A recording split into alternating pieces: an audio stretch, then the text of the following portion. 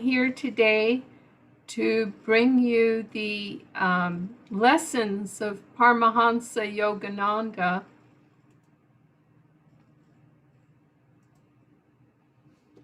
from 1925, the original lessons. So before I begin, I'm going to play Yogananda's words and his own voice, that is to say. But before I do that, even, I want to explain that this is the last broadcast of the original lessons. And this coming week is Spiritual Renewal Week at Ananda Village. It's an annual week that we set aside for going deep with the teachings of Yogananda and with our meditation practices. Riemann and I will be going there for the week, so there will not be any broadcasts next week. But then beginning on July 5th, we will resume our noontime broadcasts with various excerpts from generally the original teachings of Yogananda. Many of these excerpts, most of them, are not in published materials anywhere, and will be just giving you a taste of some of those and then talking about them briefly for some noontime inspiration. And right now, I would like to play Yogananda's voice, just less than a minute. Heavenly Father, Jesus, Babaji Krishna, Dari Mahashaya, Yuktesha Guru, I bow to you. May thy love shine forever on the sanctuary of my devotion. May I be able to awaken thy love in true hearts.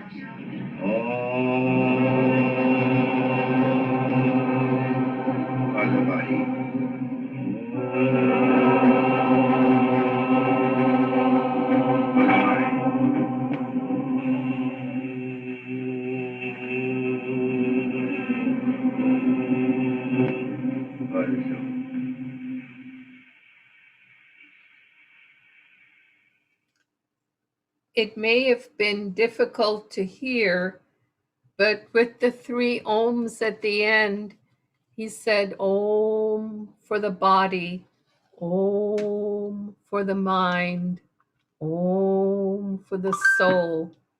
So that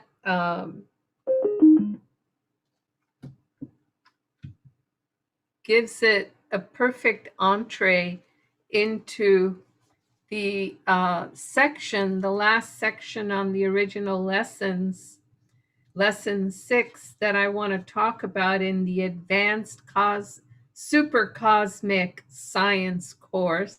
I love those names. And this one is on cosmic meditations. And he starts off by saying that we have so many millions of incarnations that we've been confined in these bodies and giving priority to these bodies. He says, when the scriptures say that we're made in the image of God, it's not referring to our bodies, it's referring to our soul. Our soul is made in the image of God, which is all spirit, and we are a spark of that divinity, the divinity of spirit. And he goes on to describe that not only are we focused on our little bodies, but we become focused on our little families. Yogananda used to say, we start thinking about us four and no more. And turn our backs to the rest of the world rather than holding hands and facing out into the world to be of service and to be more in unity rather than recognizing or focusing on the differences because people have different bodies or cultures or, you name it. He talks for a little while about the fact that one of the things that we tend to do is we look in the mirror a lot and we see the reflection of our bodies, and that just becomes more and more of an affirmation that limits us to just only the bodily, the physical reality, and begins to forget our soul reality begins. We've been forgetting for millions of incarnations.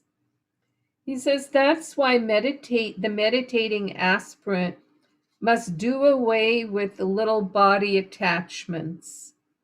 He must learn to be proof against warm and cold climates. He must learn to overcome hunger and pain. He must learn to conquer all the appetites and attachments which govern the little body, for as long as the mind is focused on the body and its relations, the soul cannot remember its omnipresent nature. So that's a pretty strong statement uh, to reach for, to remember our omnipresent nature by forgetting the body. And yet, in other parts of his teachings, he does talk about doing service to our bodies, making sure that we keep them because they are temples for the soul. They are the resident of the soul temporarily. So it's not that we want to abuse our bodies, but we just don't want to give it more relevance than it actually has. And then he finally gets into the actual cosmic meditations. He offers 4 different ones uh, for concentrating on and affirming at different parts of the day. I'm just going to present 2 of them because we don't have, that much time to go into these. But here's 2 of them to consider doing. As soon as you wake up, sit upright. Look out of the open window into the limitlessness of the sky, or mentally visualize it if you cannot see the sky from your window. Mentally picture your mind watching your body, the room, and the sky simultaneously as its encasing body. Keep on meditating for a few minutes until you feel that you are the body, the room, and the sky. This same meditation can be very fruitfully practiced in the daytime or in the moonlight or on a mountaintop or at the ocean or before beautiful scenery. As I was reading this, I couldn't help but think for a moment about Nelson Mandela being in a prison cell for 27 years where he couldn't see the sky, and how that is really truly like a double prison. But when we can affirm this when we wake up or when we're outside with beautiful scenery, we begin to merge into the vastness outside of our body. And then the Second one, this is a very interesting one. Meditate in the following way. Sit upright on a chair or on your bed. Close your eyes. Think that you are sitting on the center of the floor of your world home, of which the sky is the roof. And then picture in your mind that this world home is um, decorated with snow on the north and south poles and inlaid with mountains, rivers, and pools of oceans filled with frothy, pure white lilies of wavelets. Behold the ferns of forests which bedeck your earthly house.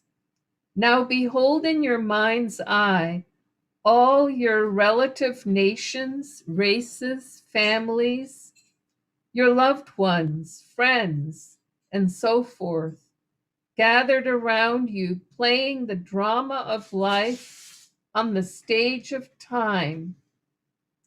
Then say mentally, hello, everybody, my dark, white, brown, and yellow colored fathers, mothers, brothers, sisters, and friends. Try to feel all races as your very family and loved ones. Mentally say again, let us all bow to our one Father God who made us all in his image. Let us bow to our same grandparents, Adam and Eve, whose one blood runs through all our veins. Let us thank God for putting us in our one big home of the earth. Let us live happily and harmoniously and do his will, that our home may become as he wants it to be. Just a powerful and delightful way to affirm our unity with all people, all life, all plants, all animals, everything in on this earth plane, at least, that we can see and touch, and the sky and the cosmos, but also all the unity of life without separation, in constant connection. These are just a couple of these cosmic meditations I urge you to consider meditating on and feel the blessings of our own spirit nature that is a spark of the divinity of cosmic consciousness of which we are a part. Joy to you. And we won't see you on Monday, but we will see you on Monday, July 5th, again with some more of Yogananda's original teachings beyond these original lessons. Bye bye now.